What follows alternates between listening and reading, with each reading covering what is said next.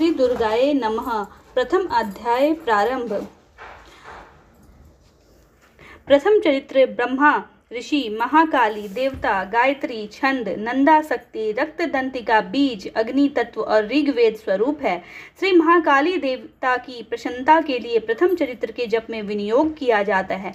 भगवान विष्णु के सो जाने पर मधु और कैटभ को मारने के लिए कमल जन्मा ब्रह्मा जी ने जिनका सत्वन किया था, उन महाकाली देवी का मैं सेवन करता हूँ। वे अपने 10 हाथों में खड्ग, चक्र, गदा, बाण, धनुष, परिघ, शूल, भुषुंडी, मस्तक और शंख धारण करती हैं। उनके 3 नेत्र हैं। वे समस्त अंगों में दिव्य आभूषणों से विभूषित हैं। उनके शरीर की कांति नीलमणि के समान है तथा वे 10 मुख और 10 पैरों से युक्त हैं।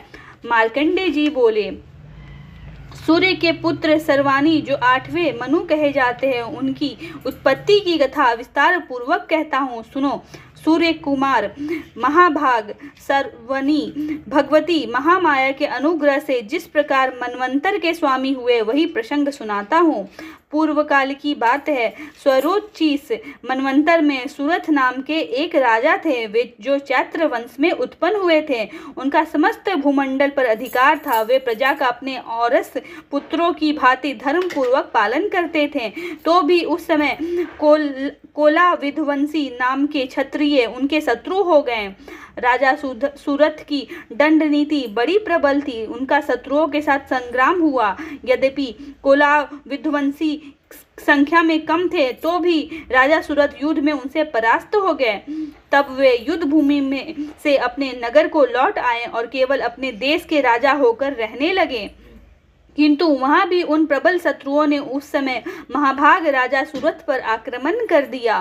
राजा का बल क्षीण हो चला था, इसलिए उनके दुष्ट, बलवान एवं दुरात्मा मंत्रियों ने वहां उनकी राजधानी में भी राजकीय सेना और खजानों को हथिया लिया। सूरथ का प्रभुत्व नष्ट हो चुका था, इसलिए वे शिकार खेलने के बहाने घोड़े पर सवार हो वहां से अकेले ही एक घने जंगल में चले गए। वहां उन्होंने विप्रवर मेघा मुनि का आश्रम देखा, जहां कितने ही हिंसक जीव परम शांत स्वभाव से रहते थे।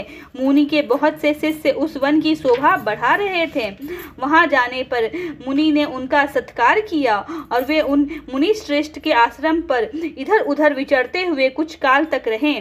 फिर ममता से आकृष्ट चित्त होकर वहां इस प्रकार चिंता करने लगे, पूर्व काल में मेरे पूर्वजनों ने जिसका पालन किया था, वही नगर आज मुझसे रहित है। पता नहीं मेरे दुराचारी भृत्यगण उसकी धर्म पूर्वक रक्षा करते हैं या नहीं। जो सदा मद की वर्षा करने वाला और सूरवीर था, वह मेरा प्रधान हाथी अब शत्रुओं के अधीन होकर ना जाने किन भोगों को भोगता होगा। जो लोग मेरी कृपा, धन और भोजन पाने से सदा मेरे पीछे पीछे चलते थे, वे निश्चय ही अब दूसरे राजाओं का अनुसरण करते होंगे। उन अपव्ययी लोगों के द्वारा सदा खर्च होते रहने के कारण अत्यंत कष्ट से जमा किया हुआ मेरा वह खजाना खाली हो जाएगा। ये तथा और भी कई बातें तथा राजा सूरथ निरंतर सोचते रहते थे। एक दिन उन्होंने वहां विप्रवर मेघा के आश्रम के निकट एक वैश्य को देखा और उससे पूछा, भाई तुम कौन हो? यहाँ तुम्हारे आने का क्या कारण है? तुम क्यों शोकग्रस्त और अनमने से दिखाई देते हो? राजा सूरथ का यह प्रेम पूर्वक कहा हुआ वचन सुनकर वैश्य ने विनीत भाव से उन्हें प्रणाम करके कहा। वैश्य बोला, राजन, मैं धनियों के कुल में उत्पन्न एक वैश्य हूँ। मेरा नाम समाधि है। मेरे दुष्ट स्त्री पुत्रों ने धन के लोभ से मुझे घर से बाहर निकाल दिया है। मैं इस समय धन, स्त्री और पुत्रों से वंचित हूँ। मेरे विश्वसनीय बंधुओं ने मेरा ही धन लेकर मुझे दूर कर दिया है, इसलिए दुखी होकर मैं वन में चला आया हूँ। यहाँ रहकर मैं इस बात को नहीं जानता कि मेरे पुत्रों की, स्त्री की और स्वजनों की कुशल है या नहीं। इस समय घर में कुशल से रहते हैं अथवा उन्हें कोई कष्ट है। वे मेरे पुत्र कैसे हैं? क्या वे सदाचारी हैं या अथवा दुराचारी हो गए हैं? राजा ने पूछा, जिन लोभी स्त्री, पुत्र आदि ने धन के कारण तुम्हें घर से निकाल दिया, उनके प्रति तुम्हारे चित्त में इतना स्नेह का बंधन क्यों है? वैश्य बोला, आप मेरे विषय में जैसी बात कहते हैं वह सब ठीक है, किंतु क्या करूं, मेरा मन निष्ठुरता नहीं धारण करता। जिन्होंने धन के लोभ में पड़कर पिता के प्रति स्नेह, पति के प्रति प्रेम तथा आत्मीय जन के प्रति अनुराग को तिलांजलि दे मुझे घर से निकाल दिया है, उन्हीं के प्रति मेरे हृदय में इतना स्नेह है। महामते, गुणहीन बंधुओं के प्रति भी जो मेरा चित्त इस प्रकार प्रेम मग्न हो रहा है, यह क्या है? इस बात को मैं जानकर भी नहीं जान पाता। उनके लिए मैं लंबी सांसें ले रहा हूँ और मेरा हृदय अत्यंत दुखित हो रहा है। उन लोगों में प्रेम का स्वथा अभाव है, तो भी उनके प्रति जो मेरा निष्ठुर नहीं हो पाता, इसके लिए क्या करूँ? मार्कंडेय जी कहते हैं, ब्राह्मण तदंतर श्रेष्ठ सूरत और वह समाधि नामक वैश्य दोनों साथ साथ मेघा मुनि की सेवा में उपस्थित हुए और उनके साथ यथा योग्य न्यायानुकूल विनयपूर्ण बर्ताव करके बैठे। तत्पश्चात वैश्य और राजा ने कुछ वार्तालाप आरंभ किया। राजा ने कहा, भगवान, मैं आपसे एक बात पूछना चाहता हूँ, मुझे बताइए।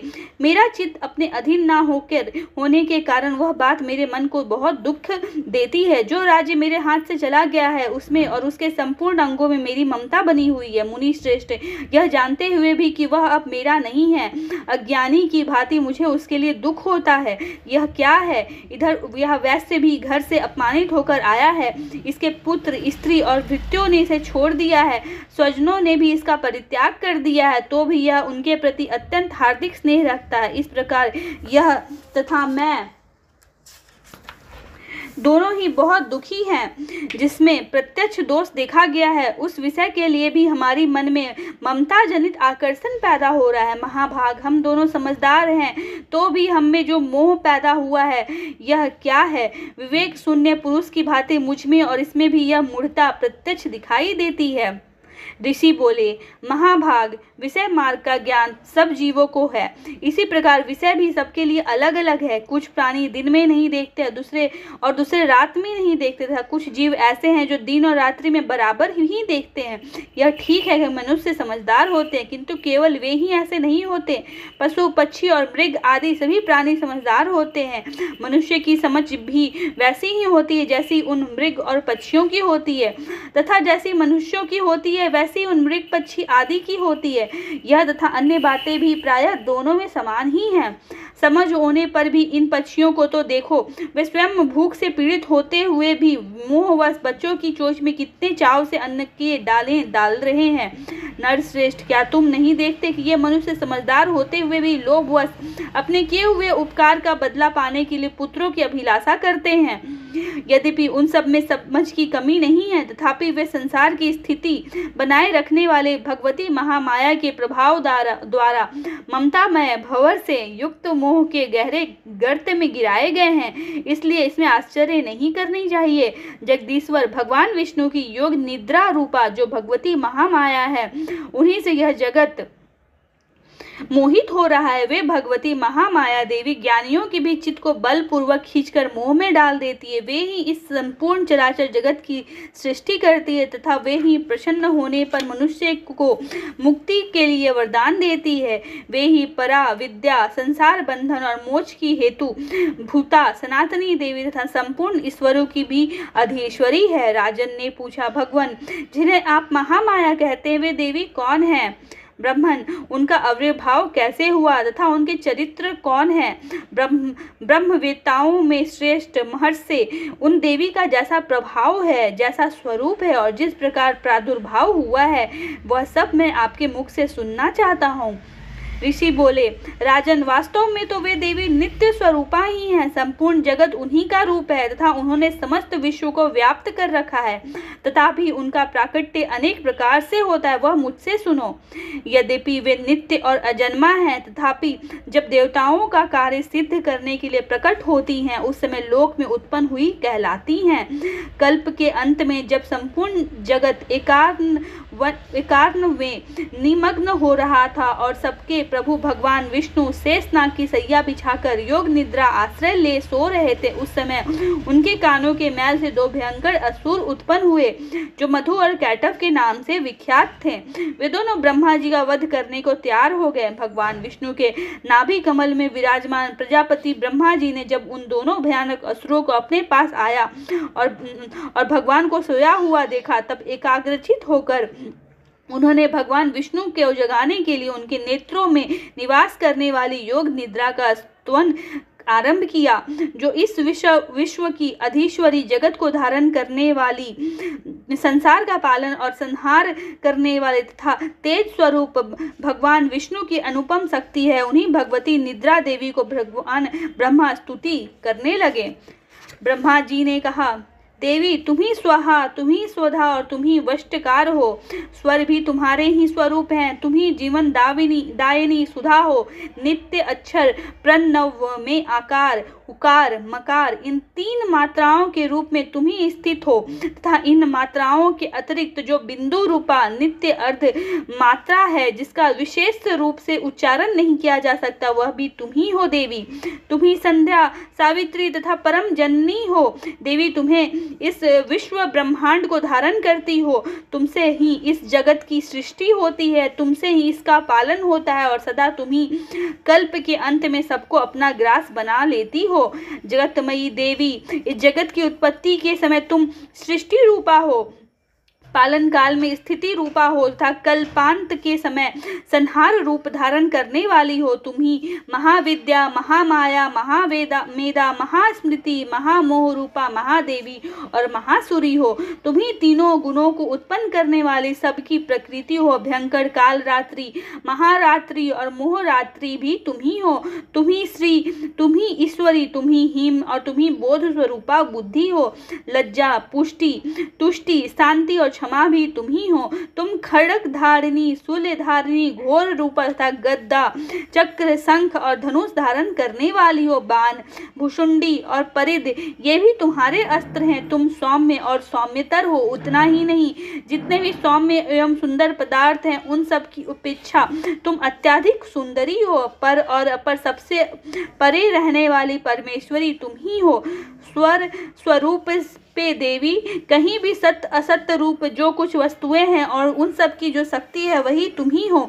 ऐसी अवस्था में तुम्हारी स्तुति क्या हो सकती है, जो इस जगत की सृष्टि, पालन और संहार करते हैं। उन भगवान को भी जब तुमने निद्रा के अधीन कर दिया है, जब तुम्हारी स्तुति करने में यहाँ कौन समर्थ हो सकता है। मुझको, भगवान शंकर को तथा भगवान विष्णु को भी तुमने ही शरीर धारण कराया है, अतः तुम्हारी स्तुति करने की शक्ति जिसमें है। देवी तुम तो अपने इन उदार प्रभावों से ही प्रशंसित हो। ये जो दोनों दुर्धर असुर मधु और कैटव हैं, उनको मोह में डाल दो और जगदीश्वर भगवान विष्णु को शीघ्र ही जगा दो। साथ ही इनके भीतर इन दोनों महान असुरों को मार डालने वाली की बुद्धि उत्पन्न कर दो।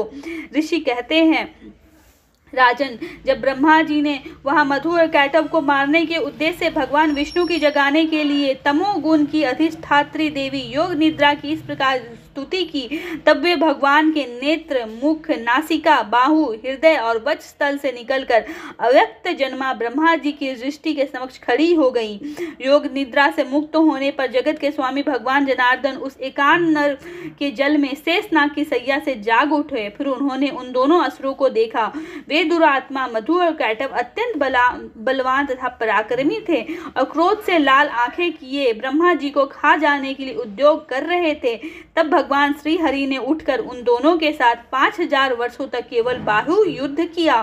वे दोनों भी अत्यंत बल के कारण उन्मत्त हो रहे थे।